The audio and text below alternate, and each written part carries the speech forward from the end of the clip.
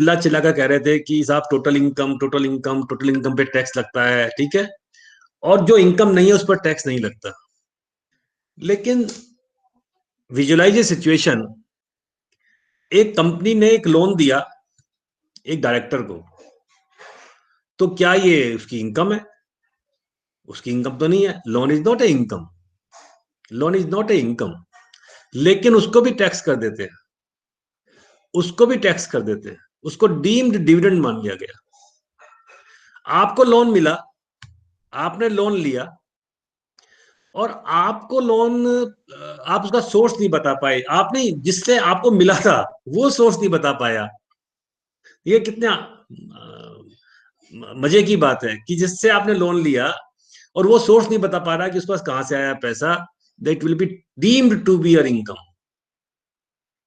Situation देखिए, आपका घर खाली पड़ा हुआ है, आप उसको रेंट पे नहीं दे पाए, it is a income, it is a income. तो अब डीम्ड इनकम का मतलब क्या है कि डीम्ड इनकम, डीम्ड प्रोविजन लाती क्यों है सरकार बेसिकली, और ये डिफाइन कहां गया है डीम्ड इनकम को? हमने तो पढ़ा था टोटल इनकम और इनकम। इनकम 2 क्लॉज 24 में, और deemed income, sorry, total income 2 clause 45 में हमने पढ़ा था। And what is the total income?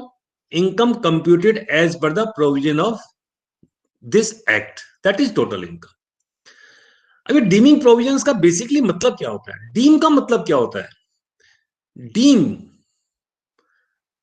अगर हम समझें डीम का मतलब, तो डीम का मतलब है कि जो जैसा है वैसा नहीं है, जैसा दिखता है वैसा नहीं है, जैसा होता है वैसा नहीं है, लेकिन काम वही करता है जैसा होने वाला करेगा। डीम का यही तो मतलब हुआ ना सर, कि dimming provisions, what is not actually, what is not, it will be deemed, आपको उसको एक्सट्रैक्ट कर रहे हैं।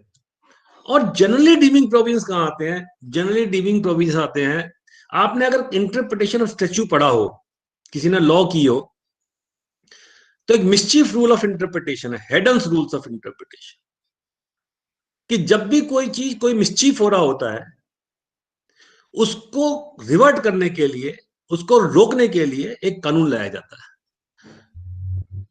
तो डीमिंग प्रोविजन जनरली जब भी आए, वो उस मिसचीफ को रोकने के लिए आए, उस अब्यूज को रोकने के लिए आए, और generally they come as a सार, special anti abuse provisions.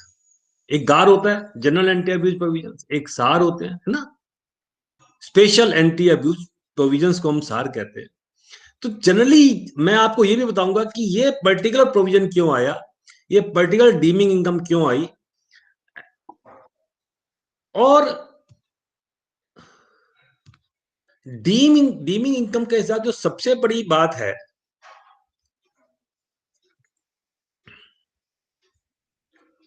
let me start my PPT, then it will be better.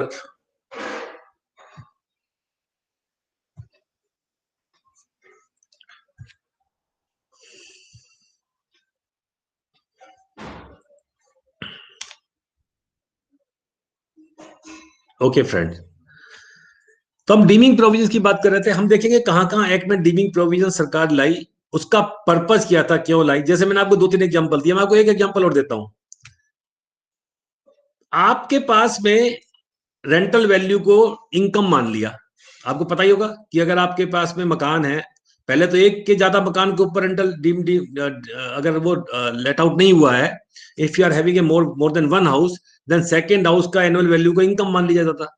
अब उसको बढ़ाकर 2 कर दिया। Same is the position with the builders, कि बिल्डर्स की अगर इन्वेंट्री वो नहीं सेल कर रहे हैं, अगर वो खाली है, इन्वेंट्री है, स्टॉक इन ट्रेड है, तो 23 सबसेक्शन 5 में कहा कि साहब 1 साल अगर आप कंप्लीशन के बाद भी आप उसको, उससे आप नहीं बेच पाए हो, तो उसके डीम्ड रेंटल वैल्यू को इनकम मान लिया जाएगा। अब एक सवाल ये उठता है जैन साहब, कि अगर आपकी मान लो इनकम तो मान ली, तो क्या वो उस पैसे को जमा करवा सकता हूँ अपने अकाउंट में? मैं तो टैक्स भर रहा हूं ना उसके ऊपर। अगर मेरी डीम्ड रेंटल वैल्यू, मान लीजिए एक बंगला पड़ा हुआ है, उसकी 5 लाख रुपए वैल्यू मान ली, तो मैंने तो टैक्स भर दिया, तो क्या मैं उसके इनकम को जमा करवा सकता हूँ अपने अकाउंट में? हिसाब से तो भाई जब मैंने टैक्स दिया तो मेरे को होनी चाहिए ना मेरी। But surprisingly the answer is no. अगर आपने जमा करवा दिया, तो आपको क्या लगेगा, 68 में चले जाओगे आप। आप 68 में अनडिस्क्लोज्ड सोर्स ऑफ इनकम में चले जाओगे और टैक्स का रेट हो जाएगा 78%, डबल नुकसान। आपने पहले 23 में टैक्स दे दिया, उसके बाद आपने मान लो उसको जमा करवा दिया, तो आप बता नहीं पाओगे कहां से आया पैसा, अनडिस्क्लोज्ड है, तो फिर आपको टैक्स देना होगा। एक और इंटरेस्टिंग सिचुएशन बताता हूं, मैंने एक सेक्शन पढ़ाया था 50C आपको कैपिटल गेन में, ठीक है सर, ठीक है जी नवग्रह जी, 50C पढ़ा था। 50C में क्या है कि मान लीजिए आपका सर्कल रेट है 1 करोड़ रुपए और आपका सेल कंसीडरेशन है 60 लाख रुपए, एक्चुअल में आपने 60 लाख का बेच दिया और 1 करोड़ रुपए का उसका गाइडिंग रेट या गाइडिंग वैल्यू या सर्कल रेट या स्टैम्प ड्यूटी रेट जो भी था। अब आपको टैक्स कितने में देना है, कैपिटल गेन 1 करोड़ रुपए में, 1 करोड़ पर देना है सर, यही है ना। अब मान लीजिए आप 54F में जा रहे हैं, 54F में जा रहे हैं, आपने लैंड बेची और 54F में आप हाउस परचेज कर रहे हैं, तो 54F में क्या लिखा हुआ है कि आपको नेट कंसिडरेशन इन्वेस्ट करना है, आपको मिला तो 60 लाख ही, आप 1 करोड़ कैसे लगाओगे। तो अब सवाल उठा कि अगर मान लो आपने 60 लाख रुपए लगाया तो 54 में छूट आपको कितनी मिलेगी, 60% मिलेगी या 100% मिलेगी। Is it not very interesting question कि आपने इनकम तो मान लिया मेरी, तो मेरा पैसा तो है नहीं, मैं लगाऊंगा कैसे उसको। तो डीमिंग का मतलब क्या होता है सर, कि जहां पे आपको डीम कर लिया something which is not actually but it has been deemed, तो इसलिए मैंने इसका नाम दिया है इट्स ए मिस्टीरियस ट्रेजेक्टरी। ये बड़ा मिस्टीरियस सा एक कानून है, लेकिन सारी दुनिया में, टेक माई वर्ड, सारी दुनिया की सरकारें इसको इस्तेमाल कर रही हैं अब। ये रामबाण हो गया सबके लिए कि जहां पर सरकार कोई केस हारती है, जब भी कोई केस हार जाती है, जब भी कोई एडवर्स डिसीजन आता है, एक डीमिंग प्रोविजन ठोक देते हैं। वोडाफोन का केस आया, सरकार हार गई कि capital asset not situated in India, shares were not, situs of the shares were not in India, 9(1) में एक्सप्लेनेशन जोड़ दी सेक्शन 9 में, और retrospective from 1 April 62 they will be deemed to be situated in India, that capital asset, जो shares, आपको पता होगा Vodafone के केस में क्या हुआ था कि शेयर्स फॉरेन कंपनी के, फॉरेन कंपनी ने टेक ओवर किए थे, but the underlying asset was in India.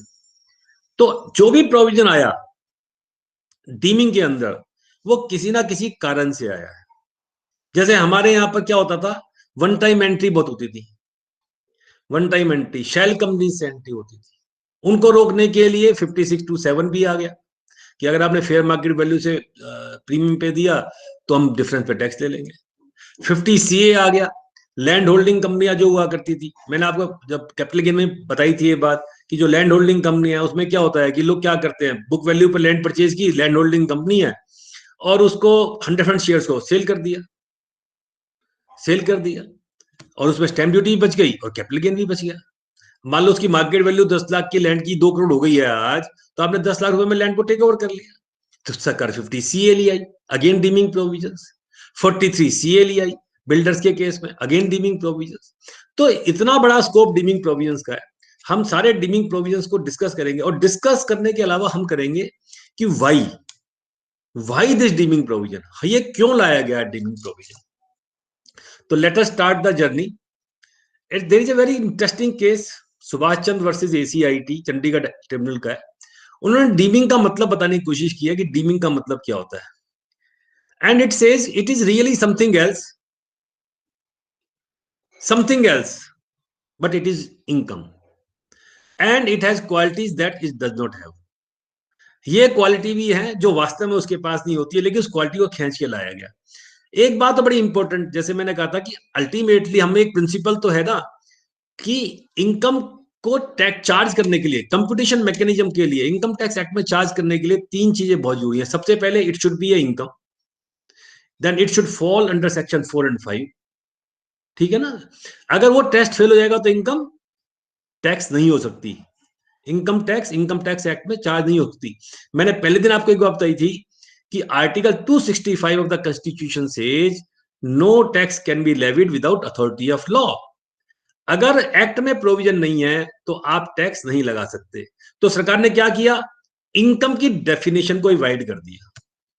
अगर हम 2 क्लॉज 24 को पढ़ते हैं इनकम की डेफिनेशन को, तो वो स्टार्ट होता है income includes, it doesn't say income means, income includes. और जब भी इंक्लूसिव डेफिनेशन होती है इसका मतलब है कि एग्जॉस्टिव नहीं होती, वो उसमें सब कुछ आ सकता है। और जितने भी ये प्रोविजन है डीमिंग के, सब डीमिंग प्रोविजंस को क्लॉज बाय क्लॉज उसमें भी डाल दिया है। अगर आप 2 क्लॉज 24 पढ़ेंगे, whether it is 50 CA, whether 50 C, whether 56 to 10, सारे प्रोविजंस को उठा के उसमें भी डाल दिया। जहां भी चार्जिंग सेक्शन है, जो भी 50 के सारे चार्जिंग सेक्शन है डाल दिया, 45 के सारे चार्जिंग सेक्शन डाल दिया, 23 के चार्जिंग सेक्शन को डाल दिया। तो इनकम की डेफिनेशन 2 क्लॉज 24 को अगर आप पढ़ेंगे तो आप देखेंगे कि डीम्ड इनकम डिफाइन नहीं किया सरकार ने, एक्ट में डीम्ड इनकम डिफाइन नहीं है, बट डीम्ड इनकम को इनकम का ही पार्ट बना दिया गया है। अब सवाल ये उठा कि साहब डीम्ड इनकम को एनालाइज कैसे करना है, हाउ टू रीड देम। तो एक बड़ा इंपॉर्टेंट डिसीजन आया कंसोलिडेटेड कॉफी का। उसमें कहा कि साहब देखिए, आप डीम्ड इनकम तो ठीक है, लेकिन आप उसका कोई इलॉजिकल इंटरप्रिटेशन नहीं कर सकते। It may not be logical. अब ये क्या लॉजिक की बात हुई कि साहब मेरा मेरा एक्चुअल में 60 लाख का बिका है, खरीदा मैंने, बेका है, आप 1 करोड़ पे टैक्स ले रहे हैं। मेरा मकान खाली है, मुझे इनकम नहीं है, आप ले रहे हैं। तो but it's not be illogical interpretation. जैसे मैंने आप एग्जांपल दिया था 50C वाला, कि आपने 50C में टैक्स दे दिया और अब आप कह रहे हो कि साहब उस पे मुझे 54F में फिर आप 1 करोड़ रुपए लगाइए। That is not possible, that is not practical. How it is practical? तो 54 के लिए डिसीजन आया कि नहीं साहब, अगर आप एक डीमिंग प्रोविजंस को आप एक्सटेंड नहीं कर सकते। तो जब भी आप डीमिंग प्रोविजंस को पढ़ें, जब भी आपको डीमिंग प्रोविजन पढ़ना है, तो सबसे पहला जरूरी है कि जो मेमोरेंडम आता है, जो प्रोविजन को लेके आया, अगर हमको ये बात पता चल जाए कि ये प्रोविजन क्यों लाया गया, why this provision has been brought in, और जब भी लोकसभा में बिल पेश होता है, the memorandum is given whenever the government brings any provision, they explain it why we are bringing it. So we have to read that, and again we have to understand the purpose, जिसको हम कहते हैं purposive construction. Law rule of interpretation of the purposive construction, हमें उसका purpose समझना पड़ेगा deeming provision का, कि for what purpose this deeming provision has been brought in. तो दो बातें बड़ी जरूरी हैं, क्यों लाया गया है और क्या एब्यूज हो रहा था, किस एब्यूज को रोकने के लिए डीमिंग प्रोविजंस लाए गए हैं। Now I will come to the deeming provisions which I will discuss today, some in detail, some I have already discussed, और कुछ को मैं जल्दी जल्दी करूंगा। सबसे पहला डीमिंग प्रोविजन स्टार्ट होता है 2 क्लॉज 22E, डीम्ड डिविडेंड। और डीम्ड डिविडेंड क्यों लाया गया था? हमारे यहां पर एक डिविडेंड डिस्ट्रीब्यूशन टैक्स हुआ करता था, ठीक है, कि अगर आप डिविडेंड देंगे तो आपको डिविडेंड डिस्ट्रीब्यूशन टैक्स देना होगा। इस फाइनेंस एक्ट 2020 में डीडीटी को हटा दिया और अब शेयर होल्डर के हाथ में वो टैक्सेबल होना है। तो लोग क्या करते थे, क्लोजली हेल्ड कंपनी के लिए लागू होता है ये केवल, लोग क्या करते थे, डिविडेंड देने की बजाय अपने डायरेक्टर्स को, अपने शेयर होल्डर्स को लोन दे दिया करते थे। तो कहा साहब आपने डिविडेंड देना नहीं है तो ऐसे इसको घुमा लो, टैक्स बच जाएगा। सरकार ने उसको रोकने के लिए डीम्ड डिविडेंड में लिया है 222E। फिर लोगों ने एक तरीका और निकाल लिया, बोले कोई बात नहीं साहब, आप एक काम करते हैं, हम डायरेक्ट उसको नहीं देते शेयर होल्डर को, हम उसकी किसी कंसर्न को दे देते हैं। फिर एक लिम्ब और जोड़ दिया, नहीं नहीं नहीं, अगर आप कंसर्न को दोगे तब भी डीम्ड डिविडेंड होगा। फिर एक तरीका और निकाल लिया लोगों ने, बोले एक काम करो, हम लोन देते हैं एम्प्लॉय को और एम्प्लॉय लोन दे देगा डायरेक्टर की वाइफ को या शेयर होल्डर की वाइफ को, तो इनडायरेक्ट हो गया। फिर एक लिमिट जोड़ दिया 222E में, नहीं नहीं साहब इनडायरेक्ट बेनिफिट होगा, तब भी उसको डीम डिविडेंड माना जाएगा। We will discuss this provision in detail. Section 7 is income deemed to be received. हमने जब सेक्शन 5 पढ़ा था तो हमने बताया था आपको कि कौन कौन सी इनकम टैक्सेबल होती है। इनकम एक्रू और अराइज, डीम टू एक्रू और अराइज इन इंडिया,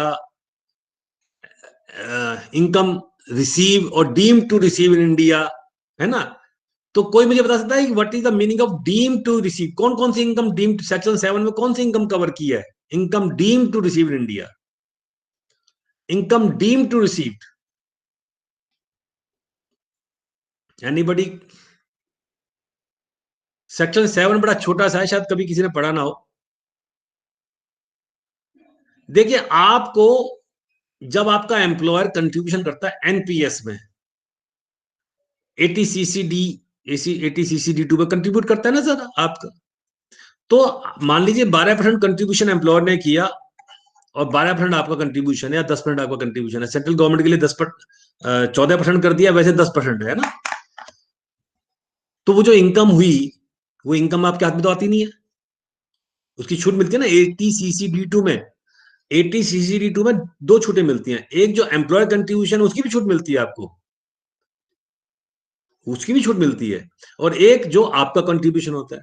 तो 80CC_D2 में जो एम्प्लॉयर कंट्रीब्यूशन होता है, that is income deemed to received in India. Same is the case with the recognised provident fund. 12% से ज्यादा अगर आपका एम्प्लॉयर कंट्रीब्यूट करता है, that income is not in your hand, the income is not received by the employee, but it is deemed to be received in India, and this income is taxable. This income is comes under section 7. Then there is section 9, income deemed to accrue or arise in India, generally in case of the non-resident। जो भी non resident foreign remittance की हम जब बात करेंगे इसी session में, तो हम सेक्शन 9 को इसको डिस्कस करेंगे डिटेल में। इसमें एक छोटा सा क्लॉज में डिस्कस करूंगा, 9 सेक्शन 9 सबसेक्शन 8। सबसेक्शन 8 क्या था, जैसे हमने सेक्शन 5 को पढ़ा था कि अगर आपको कोई income if it is received out of India, then it is not under the purview of the income tax, not for the resident, और नॉन रेजिडेंट केस में हो ही नहीं सकता। तो लोग क्या करते थे, इंडिया से फॉरेन रेमिटेंस कर दिया करते थे, गिफ्ट एओपी को या प्राइवेट ट्रस्ट को या किसी फॉरेन उसमें गिफ्ट दे दिया, अब इनकम वहां पे रिसीव हुई तो उसको तो टैक्स होने का मतलब ही नहीं था। उस इनकम को खींच के फाइनेंस एक्ट 18 में या 19 में सेक्शन 9 सबसेक्शन 8 डाल दिया कि अगर आपने किसी को नॉन रेजिडेंट को गिफ्ट दिया, रेमिटेंस दिया, that income will also be treated, that income will be deemed to accrue और अराइज इन इंडिया। जो इतने भी प्राइवेट ट्रस्ट या ऑफशोर ट्रस्ट जो बनते हैं, उनको खींचने के लिए इस इनकम को लास्ट टू लास्ट ईयर जोड़ दिया है। Then section 23 subsection 3, deemed let out. Deemed let out का मतलब मैंने बताया था कि अगर आपके पास में एक दो से ज्यादा मकान है, if you are having more than 2 houses, earlier it was 1, एक से ज्यादा था। आपको पता होगा एक आपका सेल्फ ऑक्यूपाइड होता था, दूसरे पे आपको डीम्ड लेट आउट, उसकी जो रेंटल वैल्यू है that has to be taxed under section 23। Now this condition has been changed from 1 to 2 houses. If you are having more than 2 houses, तो थर्ड हाउस ऑनवर्ड आपको deemed rental value पे tax देना होता है, deemed rental value पे tax देना होता है सर 23 सबसेक्शन 3 में। और 23 सबसेक्शन 5 बेसिकली बिल्डर्स के लिए, जहां पे आपके पास अनसोल्ड इन्वेंट्री बची हुई है। अनसोल्ड इन्वेंट्री के केस में, ये अंसल हाउसिंग का एक केस आया था बड़ा फेमस, और उसके बाद में फिर ये सेक्शन चेंज हुआ कि अगर आप आफ्टर द कंप्लीशन, जिस साल आपको कंप्लीशन मिला, और एक साल तक तो सरकार ने कहा है कि एक साल तक तो हम आपको कुछ नहीं कहेंगे, एक साल के बाद में जो भी इन्वेंट्री आपकी बची होगी, देखिए बड़ा फनी सी बात है, वैसे तो बड़ी फनी सी बात है कि जो इन्वेंट्री बची है बिल्डर की, अब बिल्डर बेच तो पा नहीं रहा उसको, तो अगर बिल्डर बेचे सस्ते में बेच दे तो 43 CA लगा देते हैं। मान लो 1 करोड़ का फ्लैट है और बिल्डर उसको 75 लाख में बेच दिया, तो 43 CA क्या कहता है, सेफ हार्बर 10% का है, वहां भी सेफ हार्बर 10% का है कि 91 लाख से आपने कम बेचा तो आपको टैक्स देना होगा।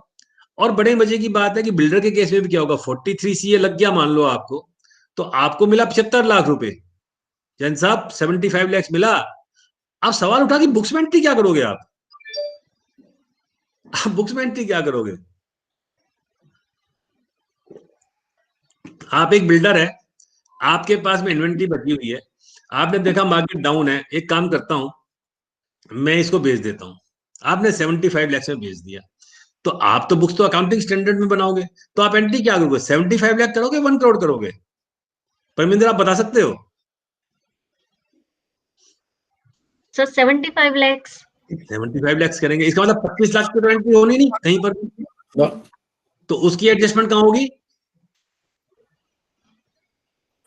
और उसने मान लो ऐसे 10 फ्लैट बेच दिए या 100 बेच दिए, तो एंट्री कहाँ होगी, कहाँ एडजस्टमेंट करोगे आप, कंप्यूटेशन ऑफ इनकम में।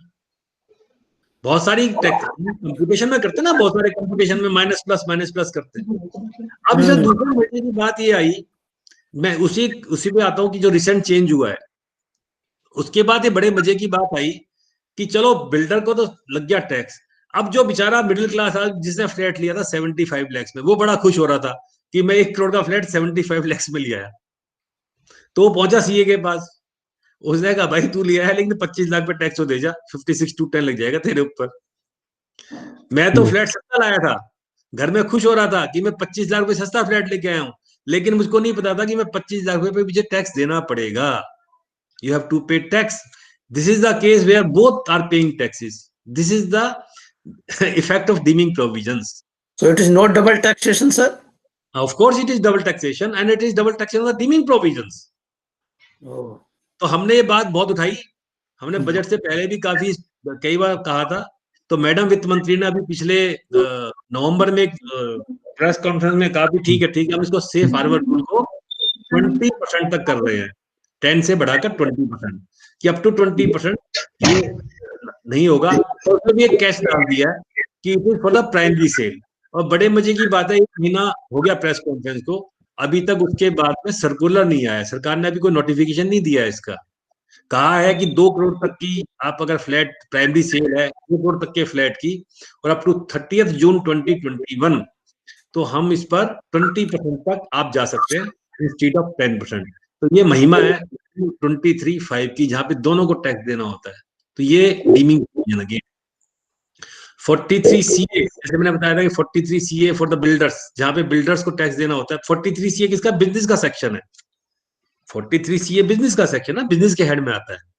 तो जो बिजनेस जो कर रहे हैं, जो बिल्डर हैं, जो रियल एस्टेट वाले लोग हैं, उनको वही नियम है 10% सेफ हार्बर रूल का, कि अगर आपने गाइडिंग वैल्यू का, स्टैम्प ड्यूटी वैल्यू का, सर्कल रेट का, if the consideration is more than 110% of the sale consideration, तो आपको डिफरेंस पे टैक्स देना होता है। We have discussed all these provision when I was doing capital gain taxation 45(1), 45(2). 45(2) मैंने बताया था कि कैपिटल असेट को स्टॉक इन ट्रेड में आप कन्वर्ट करते हैं। ज्वेलरी का मैंने एग्जांपल दिया था, शेयर्स का दिया था। तो आपको जिस डेट में आप कन्वर्ट करेंगे उसकी फेयर मार्केट वैल्यू, वहां तक तो आपको लगेगा कैपिटल गेन टैक्स, और उसके बाद लगेगा बिजनेस प्रॉफिट। लेकिन टैक्स कब देना आपको? In the year of sale.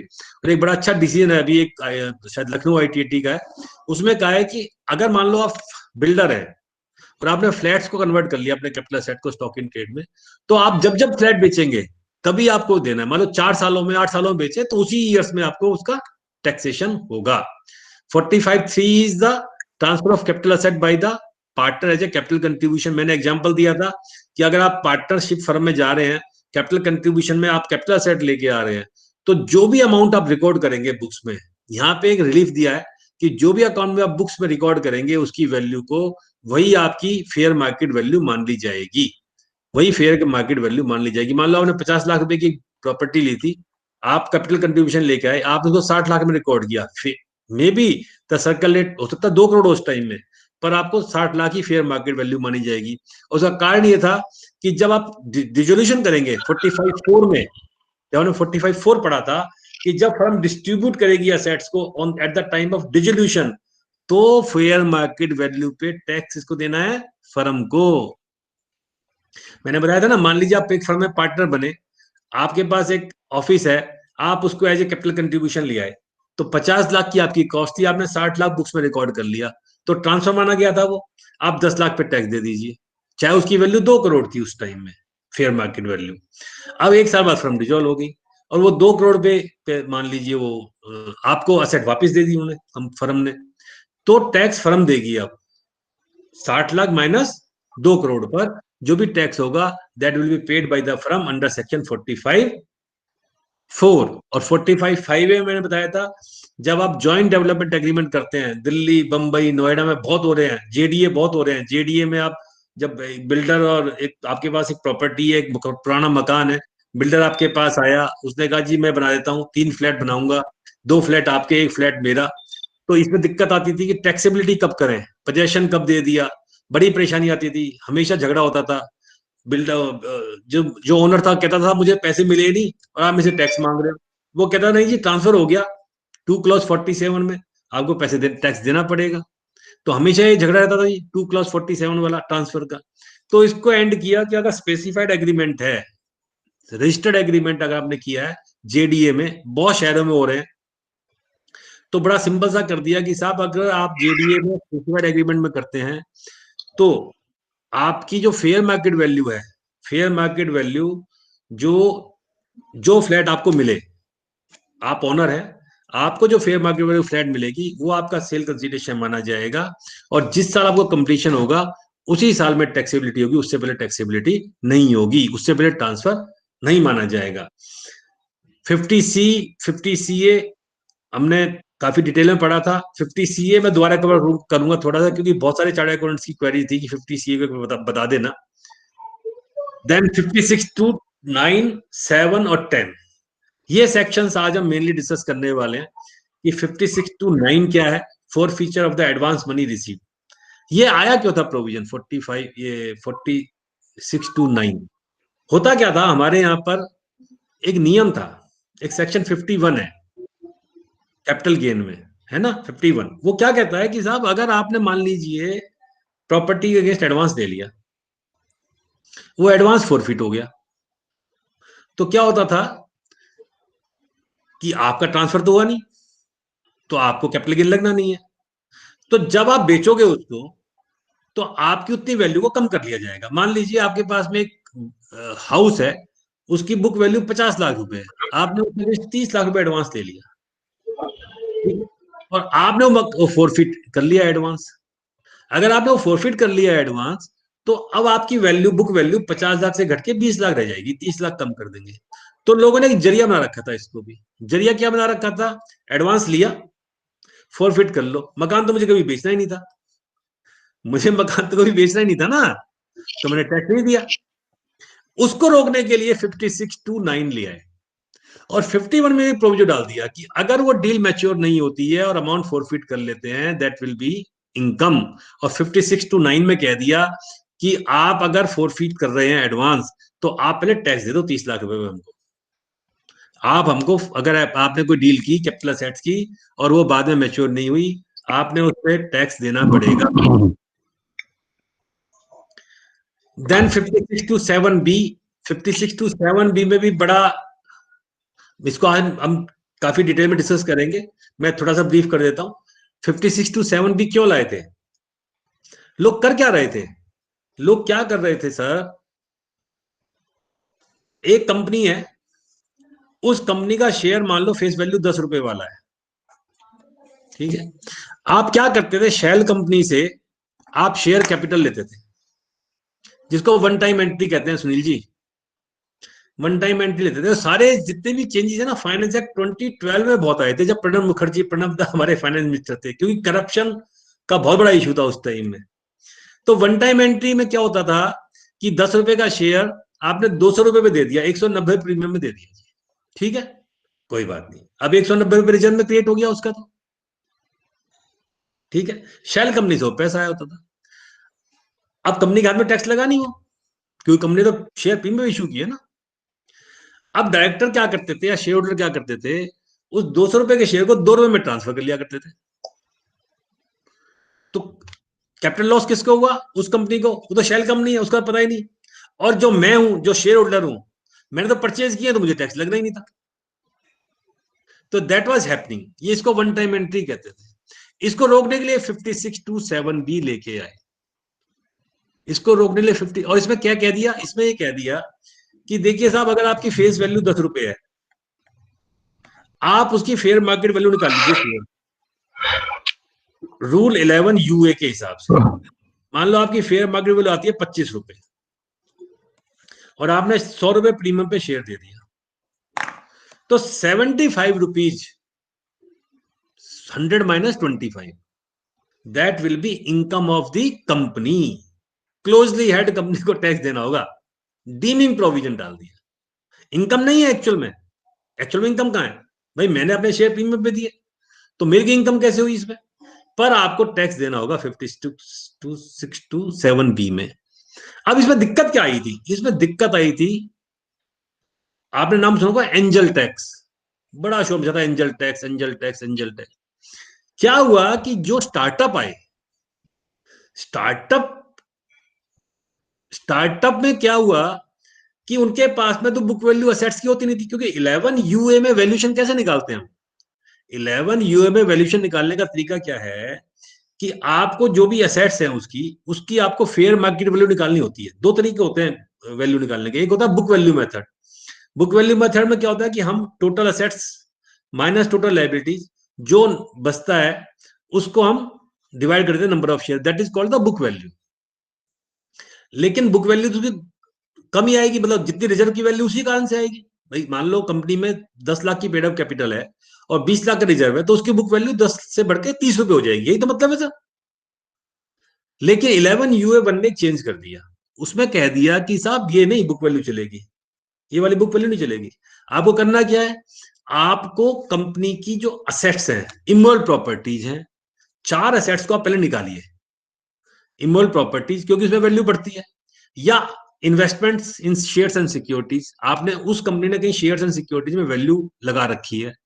और तीसरा ज्वेलरी, चौथा कोई आर्कोलॉजिकल पेंटिंग, ये जिनकी जड़ी बहुत वैल्यू होती है, उनकी पहले फेयर मार्केट वैल्यू निकालिए। फेयर मार्केट वैल्यू निकाल के उसको एड बैक कीजिए, तब आपको फेयर मार्केट वैल्यू निकालनी है। अब ये स्टार्टअप में क्या दिक्कत थी, स्टार्टअप में टेक्नोलॉजी होती है, उनके पास एक आइडिया होता है, उनके पास तो बुक वैल्यू होती नहीं, असेट्स होती नहीं है। तो जब असेट्स नहीं होती तो 5627B की मार स्टार्टअप पे पड़नी शुरू हो गई। दबा के नोटिस आए 15, 16, 17 में, भयंकर नोटिस। तो इसको कहने लगे एंजल टैक्स। अब उसमें क्या होता है, आईआईटी का बच्चा आया, आईएम का बच्चा आया, उसने एक आइडिया लगाया, स्टार्टअप लगाया। फ्लिपकार्ट आज तक भी लॉस में, बड़े बड़े स्टार्टअप लॉस में चलते हैं और सालों साल चलते हैं, तो बुक वैल्यू तो उसकी फेस वैल्यू से कम आ जाएगी। तो प्रीमियम कैसे चार्ज करेगा वो, अगर प्रीमियम चार्ज नहीं करेगा तो उसको तो स्टार्टअप पैसे नहीं मिल रहे। तो फिर 5627 में एक एक्सेप्शन दिया कि हम स्टार्टअप को क्या क्या रिलीफ देंगे, एक पूरा डिटेल में रिलीफ दिया, मैं उस पर आऊंगा। This was the background 5627B की। Next is section 56-10 gifts. आपको पता होगा कि हमारे गिफ्ट टैक्स हुआ करता था पहले, 1958 में आया था गिफ्ट टैक्स। 1998 में गिफ्ट टैक्स खत्म कर दिया, यशवंत सिन्हा जब थे फाइनेंस मिनिस्टर। तो जैसे ही गिफ्ट टैक्स खत्म हुआ, दुनिया ने एक दूसरे को दबा के गिफ्ट देने शुरू कर दिए, जिसका मन में आया धुत। अच्छा, बड़े मजे की बात है कि हमारे यहाँ पे अमीर गरीब को गिफ्ट नहीं देता, गरीब अमीर को गिफ्ट देता है। उसकी इनकम टैक्स रिटर्न होगी 2 लाख रुपए की, गिफ्ट देगा 20 लाख रुपए। जिसकी इनकम टैक्स रिटर्न 2 करोड़ रुपए की, वो नहीं देता गिफ्ट, वो तो गिफ्ट लेने वाला होता है हमेशा। तो ये बड़ा अजीब सा होता ड्रामा। तो 56 टू, अब 2004 में सरकार फिर लेके आई 56-7। बड़ी लंबी कहानी है, उसमें कहा था 25,000 रुपए तक का गिफ्ट होगा, तो 25,000 रुपए से ज्यादा होगा तो मतलब 25,000 से कम होगा तो टैक्स नहीं लगेगा, ज्यादा होगा तो टैक्स लगेगा। तो नेता लोगों ने क्या किया, अब तरीका निकाल लिया, वो 25,000 से कम लेना शुरू कर दिया, 20-20,000 रुपए के। बड़ा मायावती का केस तो बड़ा ऊपर तक गया था कि 10,000 रुपए इकट्ठे करना शुरू कर दिए, 5-5 इकट्ठे करना शुरू कर दिए। फिर सरकार को लगा कि क्या कर दिया हमने, तो बोले नहीं नहीं, इन एग्रीगेट 25,000 पैसा ले लिया। लोगों ने कोई बात नहीं, लोगों ने आपको ध्यान दिया होगा तो चांदी के सोने के मुकुट पहनाने शुरू कर दिए नेताओं को। भाई ये पैसा लिखा हुआ है ना, ये कहाँ लिखा हुआ है कि मुकुट और चांदी सोना। तो फिर 56-10 7B आया, फिर 7-10 आ गया। हम 56-10 को करेंगे कहां कहां गिफ्ट टैक्सेबल है, कहां कहां गिफ्ट एग्जेम्प्ट होता है, कहां गिफ्ट में क्लबिंग प्रोविजन लगता है, कहां गिफ्ट में डबल टैक्सेशन लगता है। आज हम इसको करेंगे डिस्कस 56-10 को। Another is section 64 clubbing provisions. 3 case में हमारे यहाँ क्लबिंग होती है, 3 केस में क्लबिंग होती है। क्या, अगर आपने अपने माइनर को कोई इनकम ट्रांसफर कर दी, that will be clubbed in the hands of the parents. आपने अपनी स्पाउस को इनकम को ट्रांसफर कर दी, दैट अगेन गेट क्लब्ड। और डॉटर इन लॉ, सन नहीं है जी, मेजर सन नहीं है, मेजर डॉटर नहीं है, डॉटर इन लॉ बहुत पुराना कंसेप्ट था कि लोग अपनी पुत्र वधु के नाम से फाइल बना लिया करते थे। तो 3 अभी तक चल रहे हैं, ये तीनों में क्लबिंग हो जाती है। और चौथी क्लबिंग होती है एचएफ के केस में। हिंदू अनडिवाइडेड फैमिली में अगर मेंबर्स ने कोई गिफ्ट दे दिया एचयूएफ को, तो गिफ्ट तो एग्जेम्प्ट है, लेकिन उससे होने वाली इनकम उसके हाथ में ही क्लब हो जाएगी, मेंबर के हाथ में। तो these are 4 clubbing provisions. Then the very debatable provisions, जिसपे सबसे ज्यादा झगड़ा, सबसे ज्यादा इनकम टैक्स में केस होते हैं, that is section 68, 69, 69A, B, C। Cash credit, unexplained cash credit, जहां जिसके लिए 115 BB आया, I will discuss it that. And then the last section is 292BB, जहां पे होता है कि आपने अगर नोटिस को कंप्लायंस किया तो इट विल बी डीम्ड कि वो सारे कंप्लायंसेस पूरे हो गए। ठीक है सर, तो ये मैं 4-5 सेक्शन जो मैंने बताए, हम उसको डिटेल में डिस्कस करने जा रहे हैं।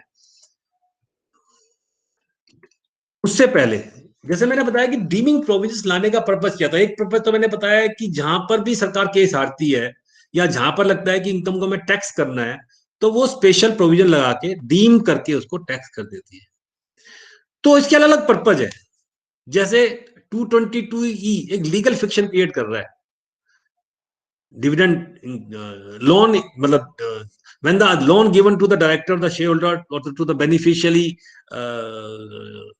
shareholder who has more than 10% of the voting power, तो it is a income, it is a income। और जैसे सेक्शन 23 मैंने बताया, 68 में जैसे डीमिंग फिक्शन क्रिएट कर दिया है इन्होंने। और डीमिंग प्रोविजंस कई बार डिस्क्रिशनरी पावर भी देते हैं। जैसे 12A में है, उसको पावर है कमिश्नर को कि he may made the inquiry which he deem fit, कि जो इंक्वायरी को लगता है ही मे डीम फिट, तो डिस्क्रिशन देने के लिए। अदरवाइज कहां से आती? 263 सेक्शन है, डिविजनरी पावर जहां होती है। अगर प्रिंसिपल कमिश्नर को लगता है कि असेसिंग ऑफिसर ने कोई केस ऐसा ऑर्डर पास कर दिया है असेसिंग ऑफिसर ने which is prejudicial to the interest of the revenue, तो उसको फिर एक डीमिंग डिस्क्रिप्शन दे दी कि साहब वो उसको रीओपन कर सकता है। तो there are so many purposes why this deeming provisions are being created.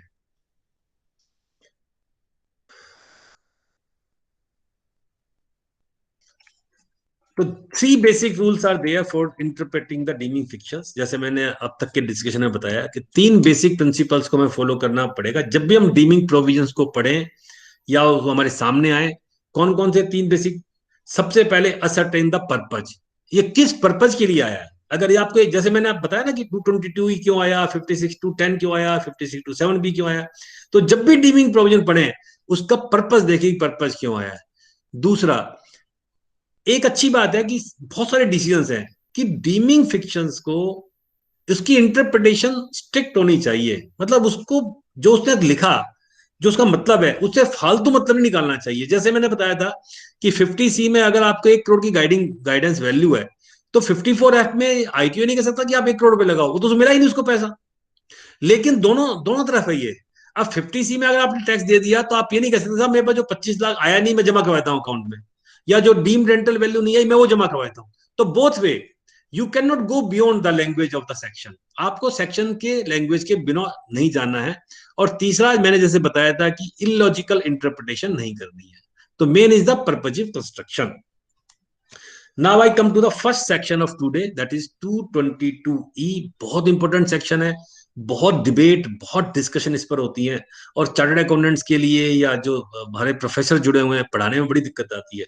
मैं इसको 3 हिस्सों में बांटा है, बहुत सिंप्लीफाई करके बताता हूं मैं आपको।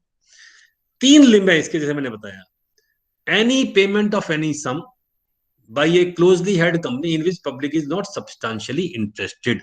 ठीक है, by way of loans and advances.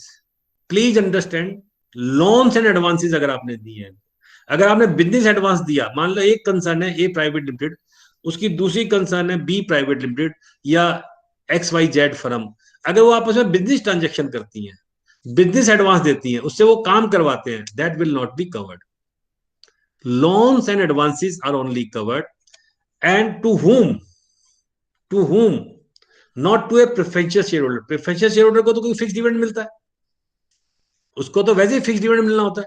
तो प्रेफरेंशियल शेयर होल्डर कवर नहीं होंगे बाय डिफॉल्ट, यानी to the equity share holder who have the voting power and to whom who has more than 10% of the voting rights। यानी ऐसे आदमी को आपने loans advances दे दिए जिसके पास 10% से ज्यादा वोटिंग राइट्स हैं, 10% ज्यादा वोटिंग पावर है। तब सवाल ये उठा कि साहब ये बेनिफिशियल ओनर होना चाहिए या रजिस्टर्ड ओनर होना चाहिए। इसमें लिखा हुआ है to the who beneficially owns more than 10% of the voting power. Beneficially own का क्या मतलब है? Then what is the difference between the registered and beneficial owner? और सेकंड लिम मैंने जो बताया था, इसका पहला लिम तो हो गया loans and advances to that guy, to that person having more than 10%, beneficially owned more than 10% of the voting power. Second is a to a concern any payment, it is not a loans and advances. Second limb is any payment made to a concern on which such person, which person जिसके पास 10% ज्यादा voting power थी, has substantial interest. और तीसरा, to a person for the indirect और direct benefit of that individual. जैसे मैंने example directors की वाइफ को या शेयर होल्डर की वाइफ को लोन वापस कर दिया।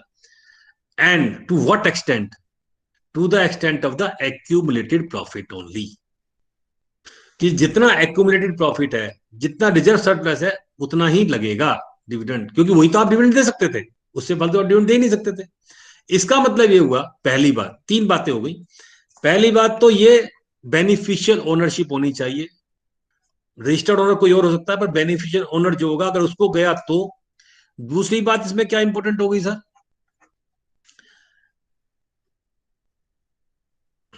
भूल गया मैं, चलो मैं आता हूं उस पर। एक तो बेनिफिशियल ओनरशिप समझते हैं कि बेनिफिशियल ओनर का क्या मतलब है। ठीक है जी, बेनिफिशियल और रजिस्टर्ड ओनर में क्या डिफरेंस है? आपको एक कंसेप्ट अभी समझ में आया होगा, रिटर्न जब हम फाइल कर रहे थे ITR 6, वो हमसे पूछ रहा है अल्टीमेट बेनिफिशियल ओनर, UBO। और ये कंसेप्ट कहां से आया सर? जो ये ऑफशोर ट्रस्ट से पैसा आता है ना, ट्रस्ट में बेनिफिशियल ओनर कोई और होता है। तीन ऐसे कंसर्न होती हैं जहां पर रजिस्टर्ड ओनर कोई और होता है और बेनिफिशियल ओनर कोई और होता है। जैसे HUF में जो शेयर्स रजिस्टर्ड होते हैं वो कर्ता के नाम से होते हैं, लेकिन बेनिफिशियल ओनर कौन है? HUF। ट्रस्ट ट्रस्ट के केस में रजिस्टर्ड ओनर कौन होता है? ट्रस्टी। प्राइवेट लिमिटेड कंपनी या लिमिटेड कंपनी में शेयर्स किसके नाम से रजिस्टर्ड होंगे? रजिस्टर्ड ओनर कौन होगा? ट्रस्टी होगा ना सर, ट्रस्ट तो नहीं होगी। बेनिफिशियल ओनर कौन होगा?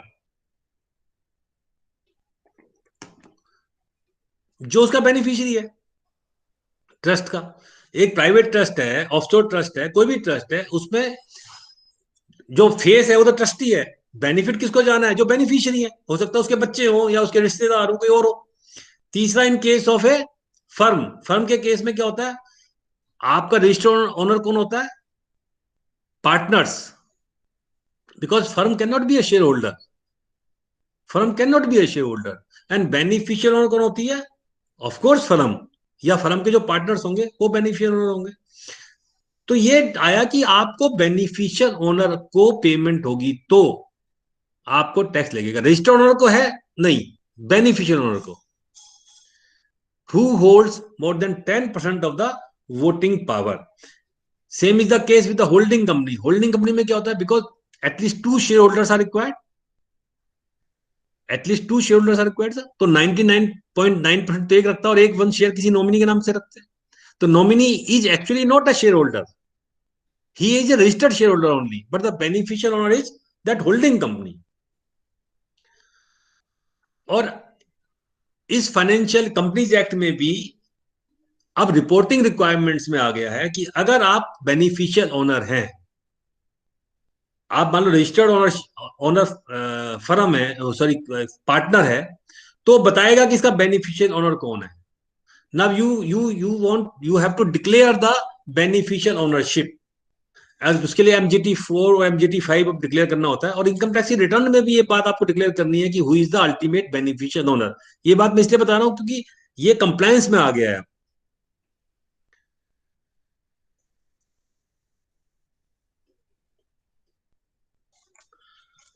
Now, earlier when this section was brought in 1988 तक इसमें खाली शेयर होल्डर शब्द लिखा हुआ था, रजिस्टर्ड या बेनिफिशियल नहीं लिखा हुआ था सर, शेयर होल्डर के नाम।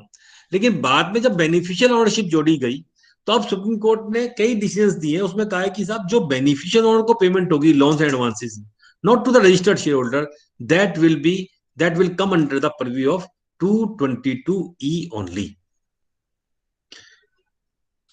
And second is of course a concern. Second limb जो है, एक तो लिम हो गया जहां पे लोन्स एडवांसेस दिए, to the beneficial owner. Second is अगर आपने उसकी किसी कंसर्न को लोन दे दिया, हाँ मैं वो बात जो भूल गया था वो याद आ गई मेरे को, तो मैंने बताया था एक्यूमुलेटेड प्रॉफिट के बारे में बता रहा था। तो सर अगर आपने एक बार लोन दे दिया, मान लो एडवांस दे दिया आपने बेनिफिशियल ओनर शेयर होल्डर को, तो आपको क्या करना होगा? नेचुरल सी बात है, आपने अगर मान लो 5 बार लोन दिया पूरे साल में उसको, तो 5 बार आपको उस डेट की बैलेंस शीट बनानी होगी और देखना होगा कितना एक्यूमुलेटेड प्रॉफिट है, अदरवाइज तो आप कैसे निकालोगे? और दूसरी बड़े मजे की बात इसमें यह है कि अगर मान लो आपने लोन दे दिया और लोन वापिस भी आ गया आपको, 2 महीने बाद उसे वापिस भी कर दिया, तब भी this provision is attracted. Even then this provision is attracted. आपको जब भी आपको लोन से एडवांसेस देना है और जब भी आप टैक्स ऑडिट करते हैं, तब भी आपके रिक्वायरमेंट है कि you have to declare, you have to disclose कि आपने डीम डिविडेंड का केस तो नहीं है। लेकिन अगर आपने बोनस शेयर इशू कर दिए, मान लो उसके जो आपके रिजर्व सरप्लस है उसको आपने कैपिटलाइज कर दिया, तो this provision will not be applicable. This provision will not B. तो ये 2 कंडीशन होगी। पहली बात, अगर आपने लोन दे दिया, once the loan is given it will come under the purview of deemed dividend even if the loan is repaid by that share holder. Second, अगर आपने उसको कैपिटलाइज कर दिया प्रॉफिट को, then this provision will not be applicable. And third most important, जिस साल में आपने दिया लोन उसी साल में टैक्स लग सकता है, उससे अगले साल में नहीं लगा सकता। मान लो आपने 17-18 फाइनेंशियल ईयर में लोन दिया था, उस साल का केस आपका स्कूटनी में नहीं आया, बट 18-19 में आईटीओ नहीं कह सकता कि साहब आपने 17-18 में दिया तो मैं टैक्स लगाऊंगा। No, that is not permitted, that is not permitted.